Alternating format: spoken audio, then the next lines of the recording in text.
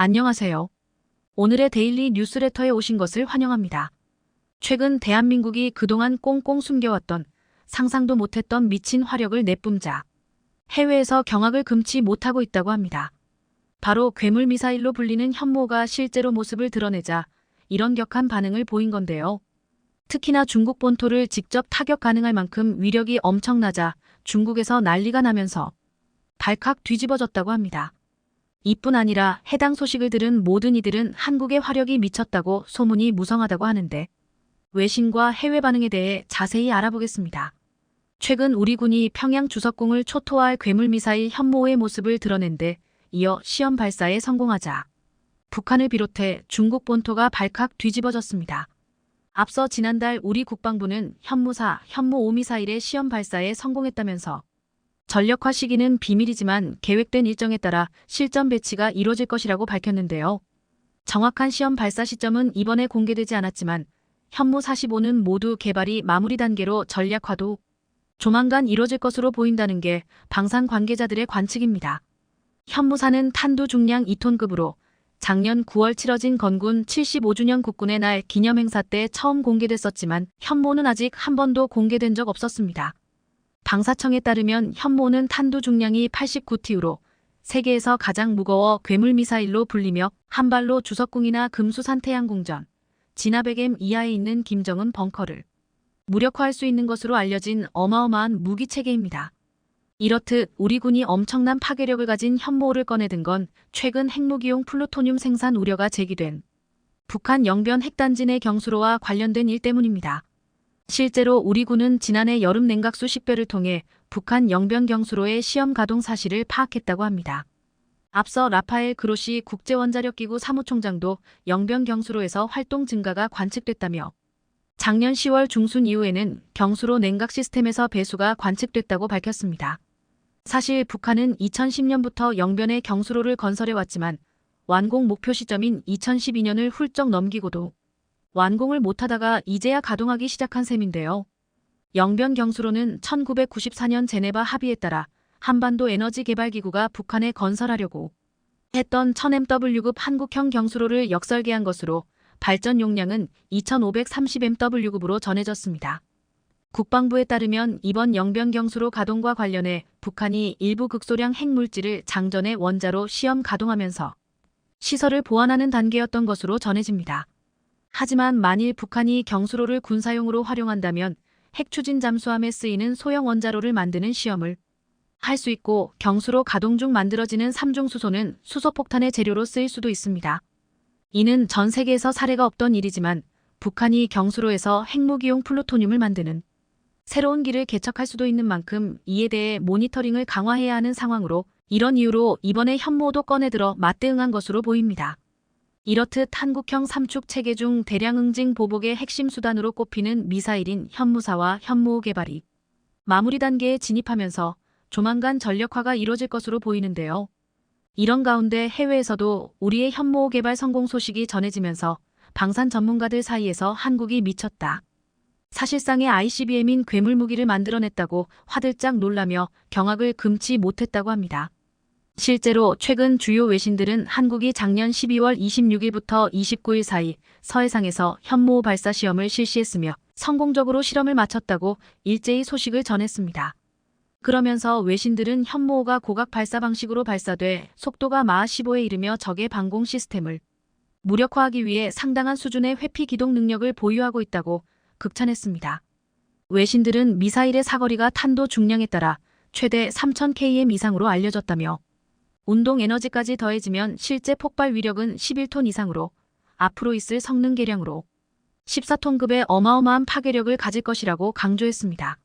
실제로 우리 군은 현무호가 높은 수준의 탑재 중량을 갖는다는 점을 고려해 관통형 단일 탄두 버전과 더불어 다탄두 버전 개발을 완료했으며 올해부터 양산을 시작할 것으로 전해졌습니다. 이에 대해 외신들은 결국 종합해보면 한국이 개발한 건 IRBM이나 ICBM으로 보인다면서 하지만 한국은 이를 고위력 미사일로 축소해 발표하는 특이점이 있다고 전했습니다. 다시 말해서 해외 방산업계에서는 현무호에 대해 사실상의 ICBM이라고 평가한 겁니다. 이렇듯 과연 현무호가 얼마나 엄청난 위력을 갖고 있기에 이런 반응이 나오고 있는 건지 눈으로, 영상으로 확인하고 싶을 정도인데요. 최근 공개된 해외 자료에 따르면 이번에 현무사 오는 서해 태안반도 인근에서 발사됐으며 이 가운데 하나는 85km를 비행해 해상 표적을 향해 바다로 낙하했으며 또 다른 건 185km를 남하해 무인도에 있던 표적을 타격한 것으로 알려졌습니다. 사실 우리 군은 현재까지 현무를 운영할 수 있는 이동 발사 차량을 개발하는 큰 과제를 가지고 있었지만 작년에 테스트 중인 대형 발사 차량이 공개되면서 분위기를 완전히 바꿔놓았는데요. 이는 앞서 작년 국군의 날에 공개된 이동 발사 차량보다 더 크기가 크며 바퀴도 1620개에 이를 정도로 규모가 큰 것으로 전해집니다. 최대 40톤에 달하는 미사일의 무게를 감당하기 위한 것으로 심지어 화물칸과 전방 캐빈이 따로 구축된 것으로 알려졌습니다. 이렇듯 이동 발사 차량이 기존과는 다른 여러 가지 특이점이 발견되고 있다는 점에서 현무5의 위력이 종전과는 완전히 차원이 다른 것으로 보여집니다. 대한민국은 전 세계에서 유례없는 엄청난 탄도 미사일을 보유하고 있는 것으로 해석되는데요. 상황이 이러자 중국에서도 현무5를 중국에서는 절대 못 막는다며 국가 비상사태급에 준하는 위기를 맞았다고 난리가 났습니다. 얼마 전 유출된 인민해방군 방어체계 1급 보고서에서도 현무5를 절대 막지 못할 것이라며 경계 태세를 강화해야 한다고 했는데요. 중국 CCTV 산하 군사 전문 채널인 국방의 새로운 관찰에서도 현무5에 대해 집중 보도하면서 핵전력이 없는 한국이 그에 버금가는 새로운 엄청난 무기를 개발했다고 경계했습니다. 실제로 현무5는 관통력만 놓고 보면 전술핵보다 더 우위에 있어 중국의 HQ-9B가 현무를 요격하지 못할 가능성이 매우 높은 상황입니다. 중국 군사 전문 채널은 현무5의 미사일 사거리는 1500km 이상 타격이 가능하다며 북쪽을 향해 사각지대 없이 전면적으로 공격할 수 있다고 보도했습니다. 그러면서 한국의 킬체인 계획에 의해 현무5의 개발이 완료된 뒤 성능과 위력이 더욱더 발전할 수 있다며 그렇게 되면 북한 이외의 목표에 일정한 위협을 가할 가능성도 있다고 우려했습니다. 매체는 현무5는 북한의 지하 요새를 타격하기 위해 만들었기 때문에 깊은 관통력을 지닌다면서 지하 요새를 파괴하는 능력과 공격 능력이 엄청나게 향상됐음을 암시하는 대목이라고 평가했습니다.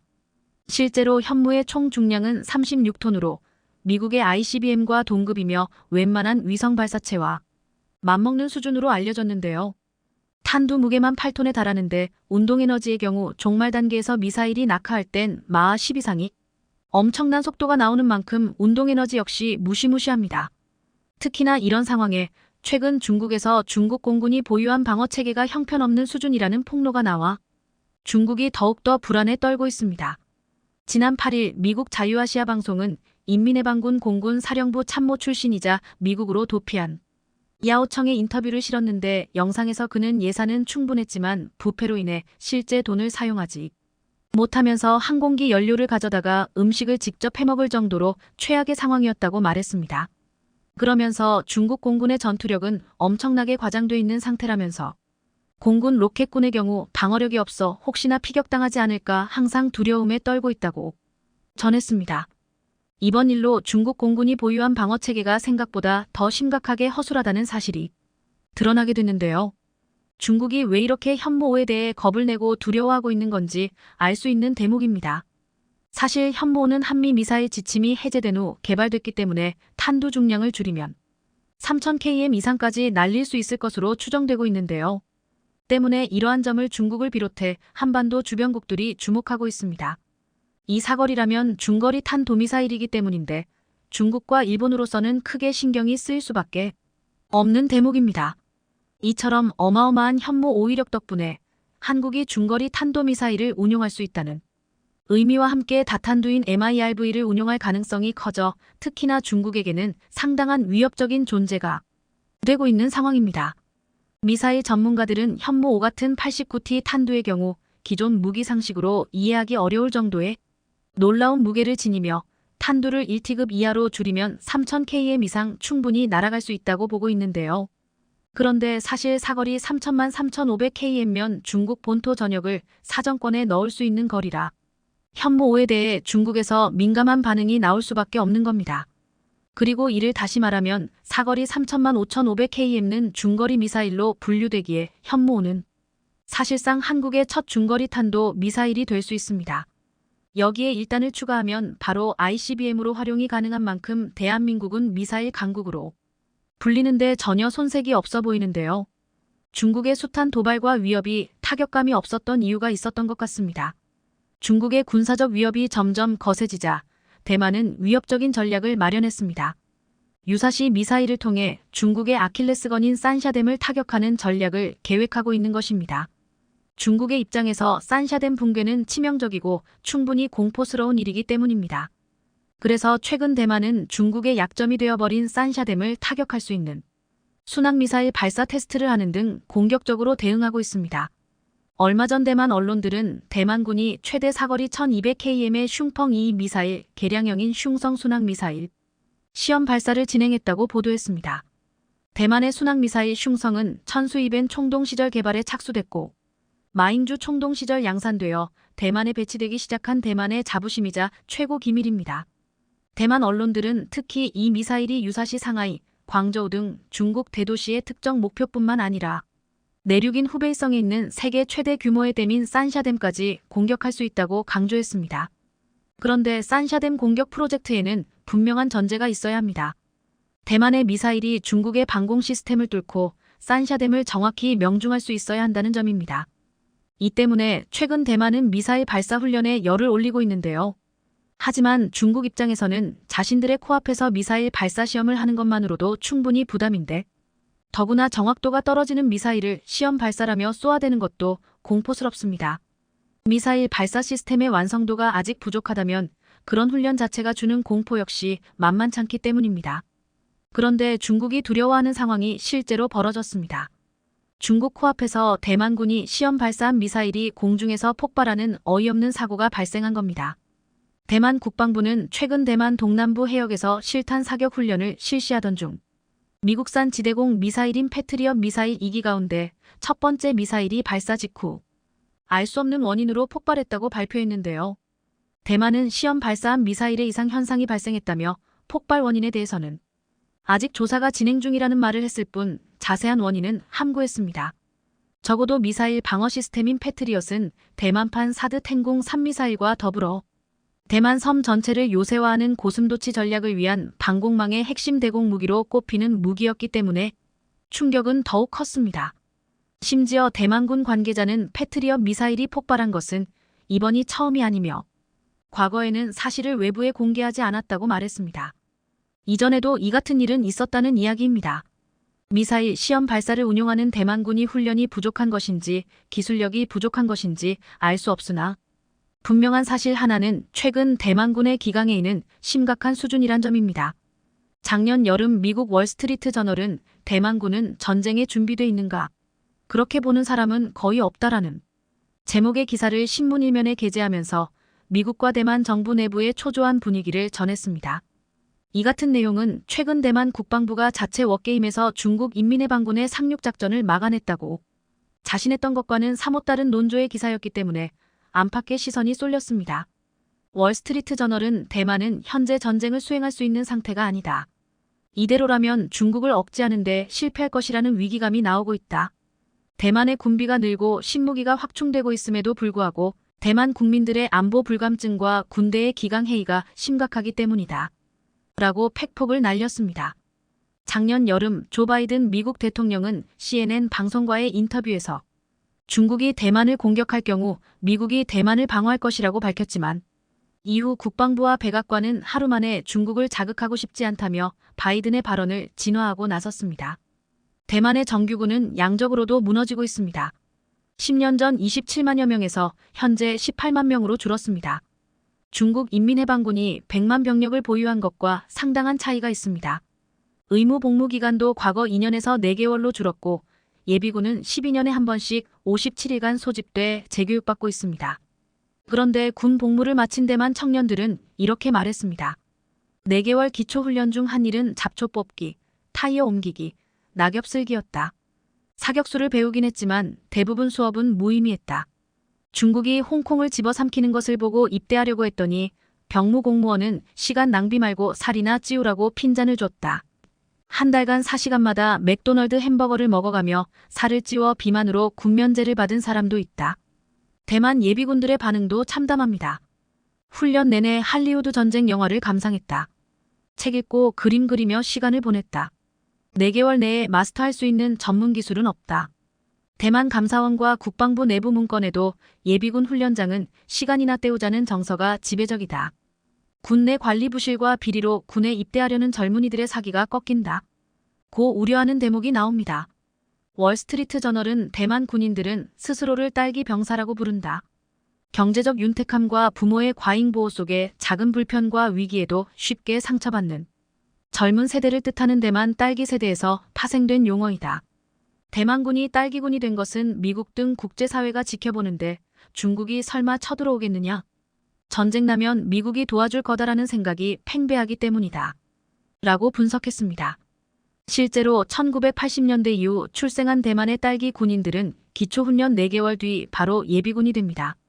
이렇듯 외국 언론으로부터 비판받자 대만 육군사령부는 전 장병에게 총검술 심화 훈련을 받도록 지시해서 불난 집에 기름을 부었습니다. 첨단 무기가 난무하는 현대전에서 총검술이 웬 말이냐는 조롱이 이어진 겁니다. 더구나 대만의 전력도 세계 2위 국방대국 중국에 비해 너무 초라합니다. 올해 중국의 국방비는 2084억 달러로 세계 2위와 아시아 1위입니다. 그에 반해 대만은 130억 달러에 불과합니다.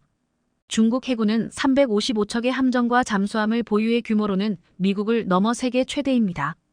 게다가 대만에는 단 한 척도 없는 항공모함, 이지스 구축함, 핵잠수함 등을 보유하고 있습니다.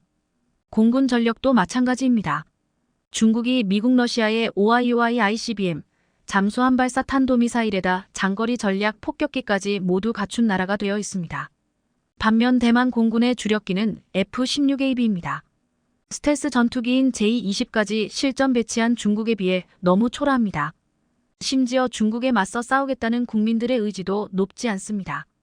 얼마 전 20세 이상 대만 국민 2,640명을 상대로 한 여론조사에서 중국과 전쟁이 날 경우 싸우겠다거나 가족의 참전을 막지 않겠다고 한 응답은 40.9%에 그쳤고 49.1%는 싸우지 않겠다고 답했던 것입니다.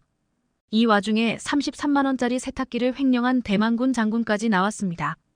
대만 최전방인 진먼 지방법원은 소속 부대의 세탁기를 자신의 집으로 보내 사적으로 사용한 혐의로 린디즈 전 육군 진먼방어지휘부 소장에게 중형을 선고했는데요. 세탁기를 자택으로 빼돌린 사실이 드러나자 린 전 참모장은 운전병을 시켜 같은 모델의 세탁기를 새로 사서 영내에 반입하도록 지시하고 지인에게 과거 날짜의 세탁기 보관 증명서의 작성을 부탁하는 등 증거 조작에 나서다가 징역 12년의 중형을 선고받고 말았습니다. 이처럼 기강이 해이해진 대만 군대가 언제 폭발할지 모르는 미사일 발사 훈련을 한다는 것 자체만으로도 중국 인민들은 불안감에 휩싸일 수밖에 없는데요. 그런데 한편에서는 중국의 미사일 방어 시스템을 믿을 수 없다는 지적도 제기되고 있습니다. 러시아의 사드라 불리는 미사일 방어 시스템 S-400 때문입니다. 중국은 이 시스템을 2018년에 도입했습니다. 러시아는 이 방어 시스템이 사정거리가 2400km, 스텔스 전투기 비롯해 전략 폭격기, 탄도미사일, 극초음속 무기 등 모든 종류의 비행체를 요격할 수 있는 최고의 방공 미사일 시스템이라고 홍보해 왔습니다. 하지만 S-400은 그때까지만 해도 실전에서 검증된 적이 없는 시스템이었습니다. 가격도 사드의 1.8배에 달할 정도로 비쌌지만 중국은 러시아의 말만 믿고 2018년 S-400의 초도분을 덥석 인수했습니다. 그러나 S-400의 실체는 서서히 드러나기 시작했습니다. 2018년 시리아 공습에서 미국은 시리아의 방공망을 뚫었다고 주장했고 러시아는 자기들의 미사일 방어 시스템 S-400이 대부분 방어를 했다고 주장했습니다. 당시 미국과 영국, 프랑스 3개국은 전투기와 전함 등에서 토마호크 미사일 등 105발의 미사일을 발사해 시리아 4곳의 화학무기 시설을 정밀 타격했다고 발표했습니다. 반면 러시아 국방부는 자신들의 방공 시스템을 사용하는 시리아가 서방이 발사한 71발을 모두 요격했다고 밝혔습니다. 하지만 미국, 영국 등 서방 측은 한 발도 격추되지 않았다고 맞섰습니다. 과연 누구의 말이 맞았던 것일까요?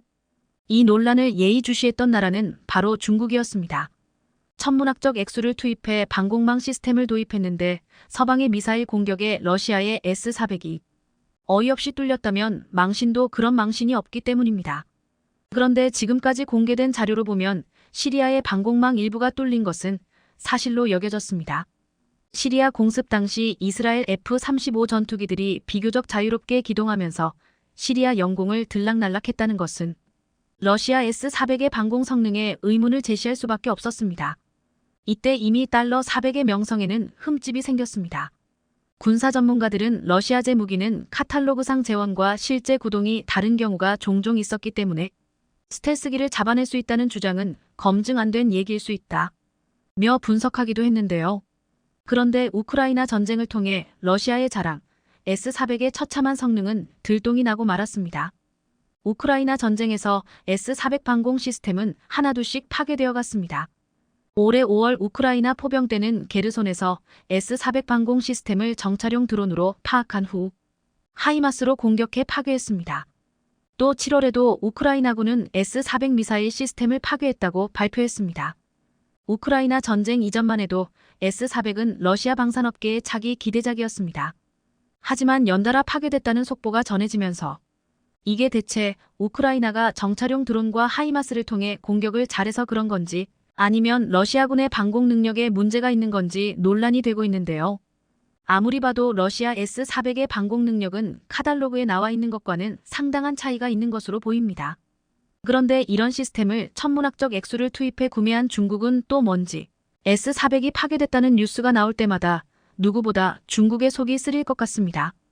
그런데 중국이 만든 중국판 미사일 방어 시스템 중국판 사드의 성능은 어떨까요? 최근 중국을 방문한 토니 블링컨 미 국무장관과 시진핑 중국 국가주석의 만남을 보여주는 사진 한 장이 중국에서 커다란 화제가 되고 있습니다. 이날 중국이 공개한 사진을 보면 시진핑 국가주석이 상석에 앉아서 미국 국무장관을 마치 직원처럼 격려하는 듯한 분위기를 보여주고 있었습니다. 중국 관영 매체로는 이 사진을 실으며 미국이 중국의 소리에 귀를 기울이기 시작했다. 시진핑 주석이 블링컨 장관에게 중국의 이익을 존중하라고 지도한 것이라는 기사를 쏟아내면서 오버하기 시작했습니다. 중국 소설미디어는 더했습니다. 이 사진이 보도된 이후 중국 SNS에는 마침 6월 19일은 미국에서 아버지의 날이다. 이 사진에서 볼 수 있듯이 미국은 시진핑 주석을 아버지처럼 존경한다는 자세를 보여준다. 라고 해석해 사진 한 장을 놓고 과도한 해석을 하고 있다는 빈축을 샀습니다. 토니 블링컨 국무장관은 베이징 인민대회당에서 시진핑 주석을 만났습니다. 당시 공개된 사진을 보면 마주한 두 개의 긴 테이블의 한쪽에는 미국에서 온 블링컨 장관과 그 일행이 앉았고 맞은편에는 왕이 공산당 중앙정치국 위원 등 중국 측 인사들이 앉아 있습니다. 그리고 시 주석은 가운데 앉아 마치 회의를 주재하는 듯한 모습이긴 했습니다. 이를 두고 일각에서는 외교 관례상 양측이 나란히 앉아 서로 대화를 나누는 것이 일반적인 상황에서 이것은 이례적인 모습을 연출한 것으로 시 주석이 상석에서 하급자들의 회의를 주재하는 모양새를 일부러 보여줬다고 지적했습니다. 무엇보다 이번 시진핑 주석의 좌석 배치는 상대국 외교 수장 등 특사를 정상급 인사로 예우해 마주 앉거나 나란히 앉는 의전 원칙을 깬 것이었습니다. 이것은 2016년 러시아 외무장관을 만났을 때나 2018년 마이크 폼페이오 미 국무장관을 면담했을 때와 전혀 다른 자리 배치였습니다. 당시 시 주석은 폼페이오 장관과 나란히 앉아서 현안을 논의했습니다. 물론 중국을 찾은 빌 게이츠 MS 창업자와 회동할 때도 나란히 앉았습니다. 그런데 이번에는 유난히 마치 상급자인 양상석에 앉아있는 모습을 연출함으로써 미국의 중국 압박에 대해 불만을 드러내는 동시에 사면임에 성공한 자선의 정치적 위상을 알리려는 의도를 다분히 담고 있었습니다. 어쨌든 이 사진 한 장은 시 주석이 어떤 자리에 앉아서 미 국무장관을 맞을지 대내외에 비춰질 모습을 상당히 고려하고 계산해서 좌석 배치를 한 느낌이 드는 게 사실입니다. 상석에 앉아서 자신의 위상을 보여주길 좋아하는 테이블 정치를 좋아하는 사람은 또 있습니다. 시진핑의 절친인 푸틴입니다. 이렘 대 오엠. 상대방에 대한 마음의 거리를 테이블 길이로 표현해온 푸틴 러시아 대통령은 시진핑 국가주석이 러시아를 국빈 방문했을 때는 불과 1엠도 되지 않는 작은 사각 테이블을 옆에 두고 서로의 영도력을 칭찬하며 덕담을 나눴습니다. 마크롱 프랑스 대통령 등 다른 해외 정상들과는 5엠 길이 테이블을 두고 이야기를 나눴던 것과는 대조적인 모습을 보여줌으로써 우리가 친하다는 것을 만천하에 알리고 싶었던 겁니다. 푸틴 대통령은 지난해 구체우스 유엔 사무총장 등 다른 해외 정상급 인사들이 크렘린궁을 방문했을 때 오엠나되는 긴 탁자를 사이에 두고 대화를 나눠 마주 앉은 VIP마다 굴욕을 준 것으로 유명했습니다. 이 때문에 푸틴의 OM 테이블을 두고 SNS에는 패러디가 본물을 잃었는데요. 마크롱 프랑스 대통령, 올라프 숄츠 독일 총리와의 정상회담이 모두 약 5M 길이 테이블의 양끝에 앉아 진행되자 SNS에는 긴 테이블에서 푸틴과 각국 정상이 회담하는 장면을 풍자한 다양한 미메미에미엠이 인터넷에서 유행하는 콘텐츠가 쏟아졌습니다. 푸틴과 마크롱 사이에 레오나르도 다 빈치의 최후의 만찬송 예수와 12제자를 합성하거나 배드민턴 코트 컬링 경기장 등으로 희화한 사진이 많았는데요. 푸틴과 마크롱이 시소를 타는 모습으로 연출한 콘텐츠도 게시됐고 서로 멀리 앉아 대화가 쉽지 않았다는 점에 착안해 마크롱 대통령이 확성기를 든 채 말하는 사진도 올라왔습니다. 그럼 왜 푸틴과 시진핑 등 권력자들은 이런 긴 테이블 정치를 보여주는 것일까요? 영국 일간지 가디언은 푸틴의 테이블이 상대방에게 권력을 과시하는 한편 긴장감을 높이기 위한 전략적 수단이라고 분석했습니다. 상대방을 제압해 우위에 서려는 설정이라는 것입니다. 미국 한 싱크탱크의 올가 흐보스투노바 러시아 연구소장 역시 이렇게 분석했습니다. 푸틴의 긴 테이블은 상대방을 불편하게 만들고 이 상황에서 주도권이 누구에게 있는지 보여주려는 것이며 러시아 국민들에게도 서방과의 관계에서 푸틴이 우위를 점하고 있다는 신호를 보낸 것이다. 시진핑 주석이 이번에 노린 효과도 바로 이런 것일 텐데요. 그런데 이런 보여주기식 우위를 포장하는 이유는 당연히 지금 닥친 실제 상황이 좋지 않기 때문입니다. 실제로 힘의 우위를 점했다면 굳이 이런 불편한 장면을 연출할 필요가 없기 때문입니다. 실제로 반전이 있었습니다. 시 주석은 상석에 앉아있는 모습을 연출해서 당당한 모습을 대내외에 보이려고 했지만 블링컨과의 대화 내용은 전혀 달랐다고 전해집니다. 태도는 무척이나 공손했다는 겁니다. 시진핑 중국 국가주석이 최근 방중한 톤이 블링컨 미국 국무장관을 상석에서 격려하는 듯한 모양새로 만난 데 대해 이런저런 이야기가 나오자 배석했던 주중 미국 대사는 당시 시진핑 주석에 대해 아주 공손했다고 밝혔습니다. 당시 회동에 배석한 니컬러스 번스 미국 대사는 뉴욕타임스와의 인터뷰에서 시진핑 주석은 회동 내내 아주 공손했고 블링컨 장관은 방중 기간 최고의 대우를 받았다고 말했습니다. 이어 블링컨 장관이 이번 중국 방문에서 했던 것처럼 상대를 직접 만나 압박해야 한다면서 대화를 하는 것이 양보를 뜻하는 것은 아니라고 강조했습니다. 또 양국의 충돌 가능성을 방지하기 위해 고위급 외교 관계를 유지하는 것이 무엇보다 중요하다는 차원에서 블링컨 장관의 방중이 이뤄졌다고 덧붙였습니다. 더구나 상석에서 호령하기는커녕 시진핑 주석이 언급한 내용들을 보면 미국에게 잘 지내자 싸우지 말았으면 좋겠다는 뜻을 간곡하게 표현하고 있었습니다. 시 주석은 이 자리에서 중국은 미국의 이익을 존중하며 미국에 도전하거나 대체하려는 노력을 하지 않는다. 같은 맥락에서 미국도 중국을 존중해야 한다. 두 나라가 사이좋게 지내는 길에 인류의 미래와 운명이 달려있다. 러시아에 살상 무기 제공하지 않겠다. 등등 미국이 듣고 싶어하는 이야기를 온건하게 전했던 것으로 알려졌습니다. 그러면서 두 나라의 관계 정상화를 강조했다고 하는데요. 미국과 경제, 군사 분야에서 악화일로로 치닫던 중 관계의 극적 반전이 기대되는 대목이기도 합니다. 시진핑 주석이 미국의 화해에 손짓을 할 수밖에 없는 이유는 중국의 경제 사정이 그만큼 절박하다는 뜻입니다. 실제로 중국은 이제 성장이 끝났으며 빚 갚기에 나서야 할 시점이라는 분석까지 나왔습니다. 중국은 지금 밖으로는 큰 소리를 치지만 안으로는 디레버리징 DELVERAGING, 즉 부채 정리에 본격적으로 나서고 있습니다. 지금 정리하지 않으면 일본식 장기 불황에 빠질 수 있다는 경고가 나오고 있기 때문입니다. 부채 정리는 수치로도 확인됩니다. 지난해 3분기 현재 중국 비금융 부문의 총대출액은 49조 9천억 달러로 2021년 말에 비해 1조 5천억 달러가 감소했습니다. 중앙정부에서 무분별한 대출에 브레이크를 걸었기 때문입니다. 그동안 중국의 지방정부 가계, 기업은 부채를 늘려 인프라에 투자하고 부동산을 사들였고 이것이 중국의 초고속 경제 성장의 토대가 됐습니다. 하지만 그만큼 부채는 빠르게 늘었었습니다. 국제결제은행 BIS 기준 중국의 정부, 민간 부문 부채는 GDP의 296%에 달해 유로존 259%, 미국 257%보다도 높습니다. 부동산 가격이 예전처럼 오르지 않자 위기감을 느낀 중국 가계도 주택담보대출을 새롭게 일으키기보다는 기존 대출금을 갚는 쪽을 택하고 있는데요. 지난해부터 빅테크 교육 분야 기업에 대한 당국의 단속이 강화되면서 기업들도 대출을 받아 신규 투자를 하는 것을 꺼리고 있습니다. 상황이 이렇게 되자 한국에 대해서도 꼬리를 내리는 분위기입니다. 중국 상하이의 유명 정치학자는 앞으로 중국이 사드 사태처럼 한국의 경제보복 수단을 동원하기는 어려울 것이라고 전망했습니다.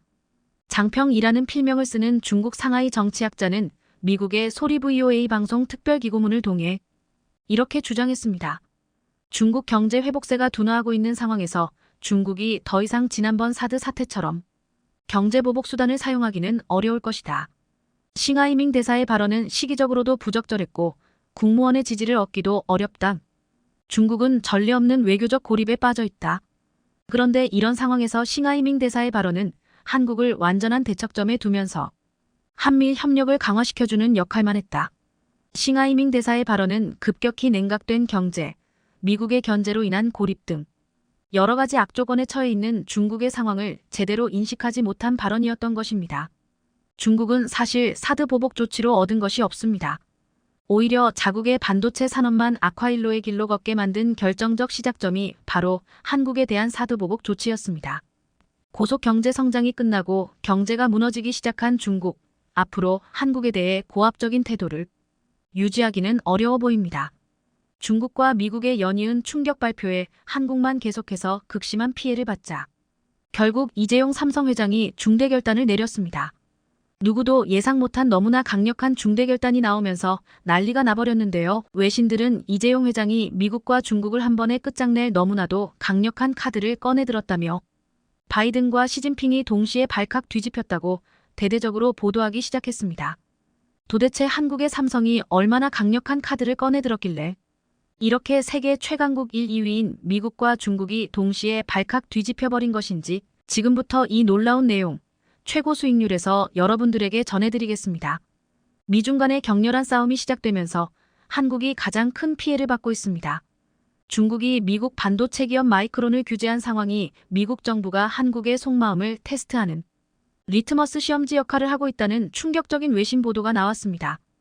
2일 미국 보이스 오브 아메리카 VOA에 따르면 한국이 중국 정부의 마이크론 반도체 판매 규제로 선택의 기로에 놓였다는 분석이 나왔습니다. 중국 정부는 마이크론의 반도체가 심각한 보안 결함을 안고 있다는 이유로 중국 내 판매를 일부 금지했는데요. 미국 정부의 대중국 반도체 규제에 따른 보복 조치라는 해석이 나옵니다. 미국은 삼성전자와 SK하이닉스 등 한국 기업이 마이크론의 반도체 물량을 대체하며 중국의 공급을 늘리지 않도록 해야 한다고 압박하고 있는 것으로 전해졌습니다. 미국 하원 외교위원장은 중국이 미국의 마이크론을 규제한 뒤 삼성전자와 SK하이닉스가 그 부족분을 채운다면 미국이 한국과 동맹관계를 끊어버릴 수 있다고 겁박하기까지 했습니다.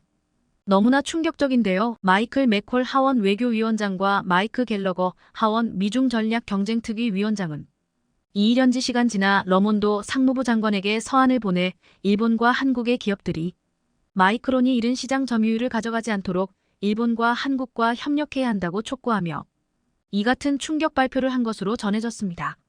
그는 한국이 삼성전자나 SK하이닉스가 마이크론의 시장 점유율을 채우지 않도록 하는데 개입하지 않을 것이라 했다며 삼성전자와 SK하이닉스 같은 한국 기업들이 마이크론의 시장 점유율을 대체하도록 허용하면서 동시에 이들 기업의 반도체법 CHIPS 액트 규정 이행과 중국을 겨냥한 특정 수출 동제에서 예외를 주는 것은 중국 정부에 위험한 신호를 보내고 우리의 한국과 긴밀한 동맹을 약화할 것이라는 충격 발표를 했습니다. 한국이 마이크론 사태를 자국 기업 돈벌이에 이용하지 않고 미국을 도와야 한다는 목소리가 의회에서 나온 게 처음은 아니지만 미국 외교 정책에 큰 영향력을 행사하는 하원 외교위원장 입에서 나왔다는 점에서 너무나 큰 충격으로 다가오고 있는데요. 더 어이가 없는 점은 맥콜 하원 외교위원장의 지역구가 바로 삼성이 최근 대규모 투자를 시작한 텍사스주 오스틴이라는 점입니다.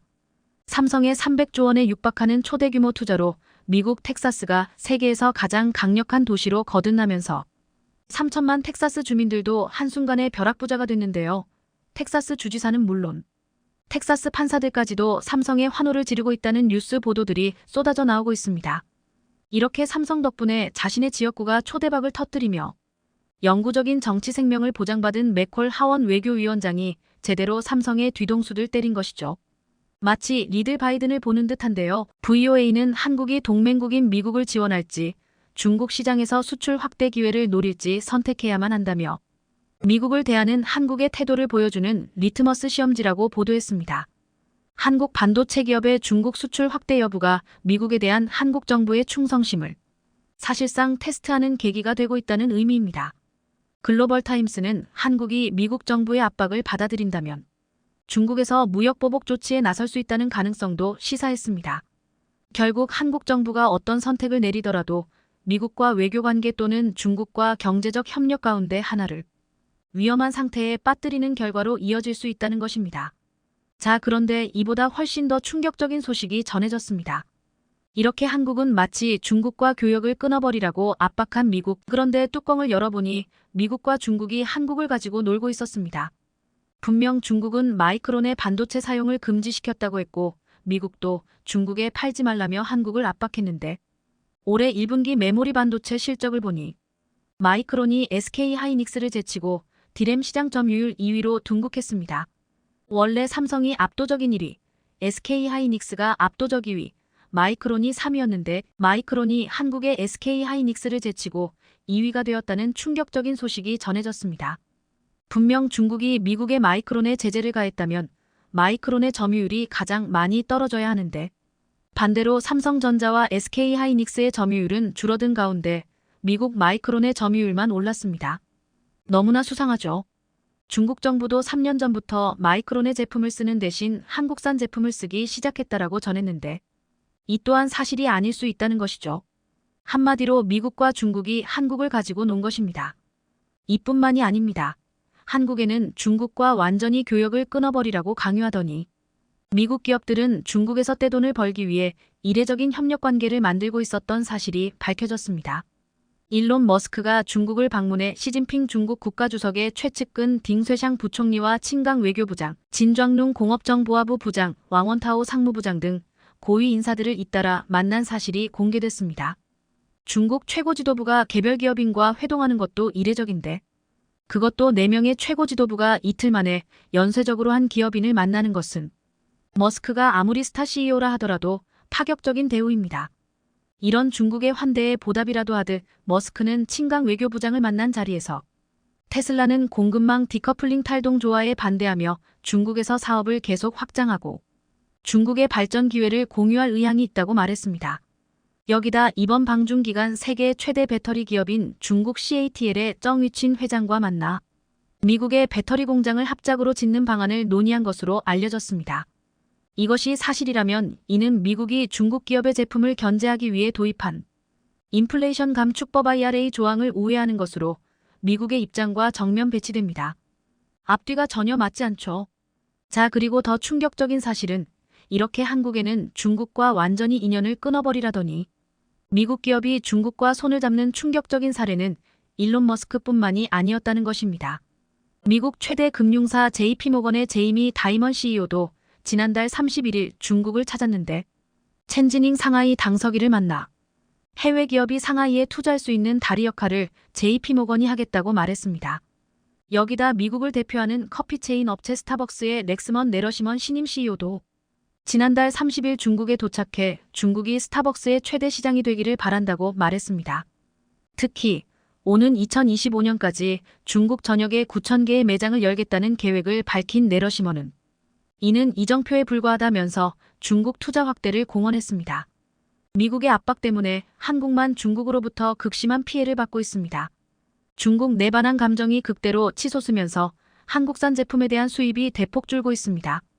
반도체가 가장 많이 줄어들었고 화장품, 과자, 라면 등 한국산 제품 대부분이 기록적인 감소세를 보이고 있습니다.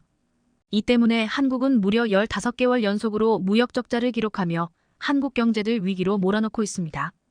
게다가 중국은 최근 한국의 엄청난 보복을 예고하며 4대 불가 방침을 동보한 것으로 전해졌습니다. 한겨레는 복수의 외교 소식통을 인용 22일 류진숭 중국 외교부 아주사 사장아시아 담당 국장이 서울에 와서 한국의 한중 관계와 관련한 중국 정부의 사불가 방침을 동보했다고 보도했습니다. 신문은 4대 불가의 내용에 대해 대만 문제 등 중국의 핵심 이익을 건드리면 한중 협력 불가, 한국이 친미 친일 일변도 외교 정책으로 나아갈 경우 협력 불가, 현재와 같은 한중 관계 긴장 지속 시 고위급 교류 시진핑 중국 국가주석 방한 불가, 악화한 정세 아래 한국의 대북 주도권 행사 불가 등으로 구성돼 있다고 전했습니다. 이에 대해 우 회장은 사실 4대 불가 방침은 중국이 기존에 써왔던 화법과는 다르다.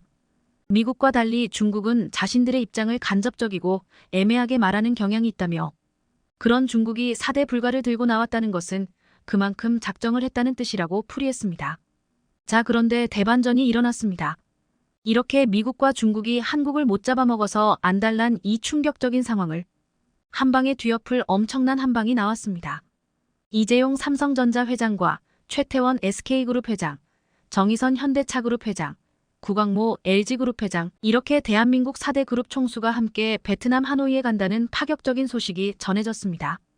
베트남 하노이에서 엄청난 것을 발표할 것으로 전해졌는데요. 일각에서는 한국의 4대 그룹 삼성, SK, 현대, LG가 미국과 중국으로부터 더 이상 뒤통수들 맞지 않기 위해 중대 결단을 내린 것 같다며 중국에 있는 공장을 모두 베트남에 옮겨버릴 뿐만 아니라 미국에 수백조 원을 투자하려던 계획도 수정해 베트남에 지을 수 있다고 전했습니다.